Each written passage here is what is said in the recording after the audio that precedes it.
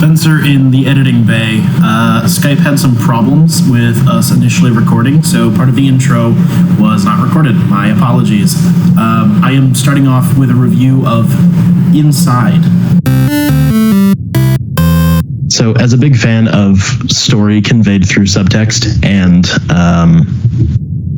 signs and symbols and all of that, I felt like there was just very little here to go on for the vast majority of the game.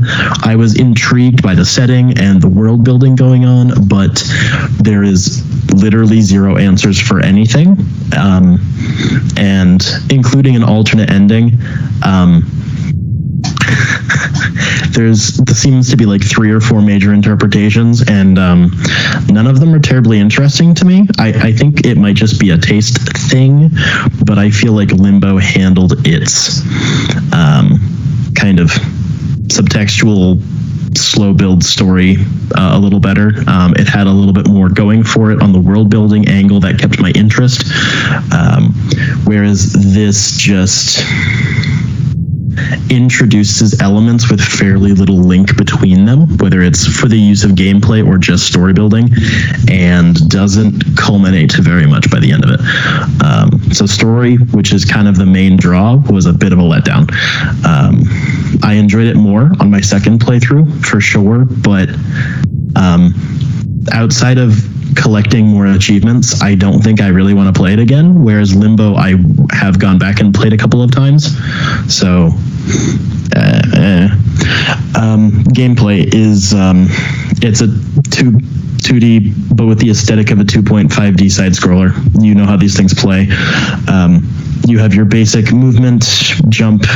You can slide down embankments, jump onto ropes, swing around.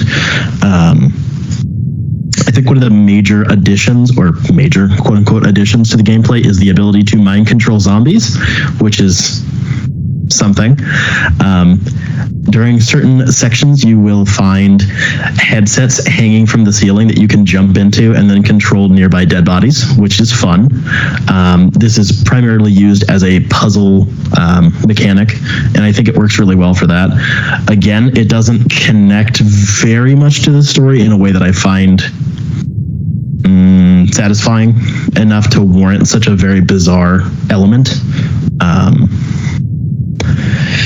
There's a very large portion of this that also takes place in a sort of submersible mining machine, which is always fun. You're just in the floaty ball in the ocean, and you can like bash into walls. So Concussion City, that was fun. That's all there really was to that. It was just used for different navigation during some sections. Again, primarily puzzles, whereas you have changing water levels in certain areas, trying to find out where exit doors are, stuff like that, which is neat. It's just, again, not very engaging. I died a lot in this game, which was very frustrating, particularly during what you could call the tutorial section or so, maybe the first 30 minutes, while getting accustomed to the gameplay mechanics. I think most of that comes from its 2.5D aesthetic, which is simultaneously one of the more interesting parts of it and also kind of the bigger downfall of it. This was originally developed using the same engine as Inside, and then they switched it over to Unity, which is fine. Unity's a solid engine, but they then wanted to make an open source like art style, which is very interesting, I guess, on a studio politics gaming. I don't know. There's something there that's kind of neat as like a project, but it basically adds on a bunch of additional depth to completely 2D models, and I don't love it. It's a 2D game, but it looks like it's 2.5D, except there are elements that happen on a third dimension that you have no control over, and I think that that's very frustrating.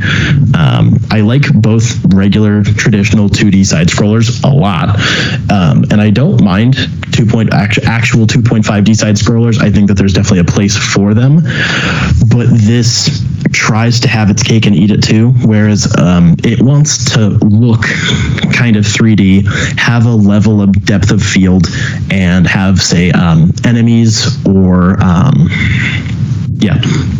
enemies and obstacles take place in a third dimension, but because you have literally no ability to interact with that third dimension, and the vast majority of the game takes place in shadow, it just doesn't work very well.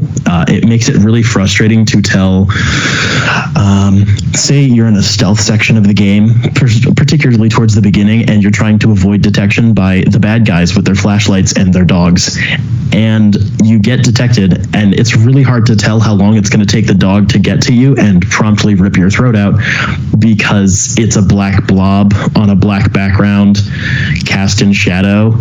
And because the art style is fairly minimal in terms of specific details, it's really hard to tell.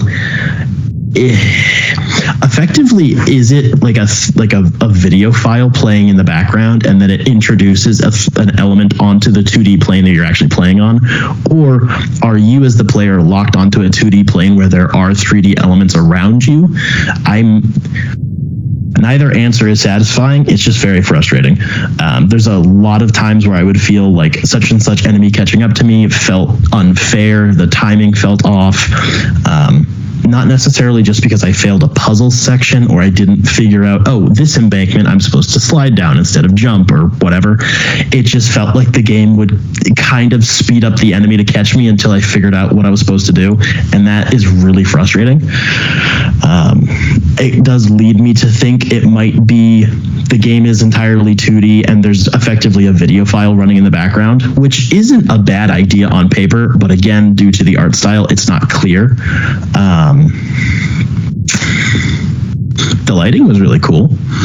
That was nice. With any sort of game primarily set in darkness and shadow, you have to put a lot of work in to make your lighting engine functional as well as generally aesthetically pleasing, and I do think that works out very well here. It's mostly again, flashlights, overhead factory lights, broken down buildings, so you have a mixture of like bluish white moonlight and yellow orange kind of interior burnt out fluorescent bulbs, and that was pretty cool.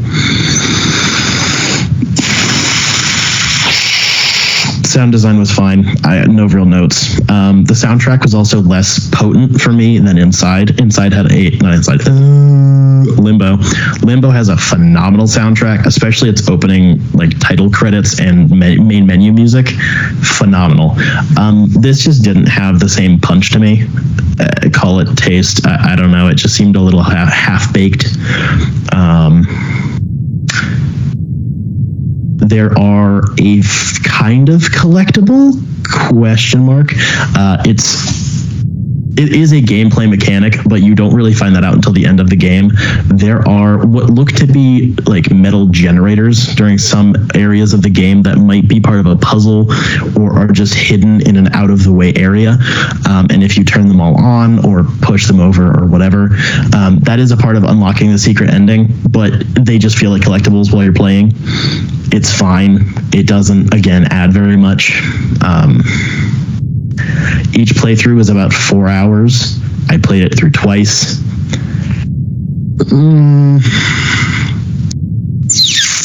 I paid $10 for it, which is fine. It was initially released for PlayStation, PC, and Xbox One. It was then later ported to Switch and I believe iOS. It's a reasonable price point, especially for this type of game. I'm just kind of disappointed with the lack of coherent thematic content. I'm not expecting like Super Meat Boy levels of playtime. It's not that type of a 2D side scroller. These sorts of games are known for having a short story that's a little confusing with really weird messaging and theme that's kind of woven around some central element of the game, and this just didn't really come together.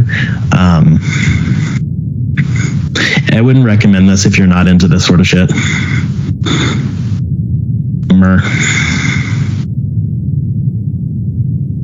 Did you say how much you got it for? I'm sorry. Like $10. I would strongly recommend Limbo by a wide margin. They're usually bundled together for like 15 or 20.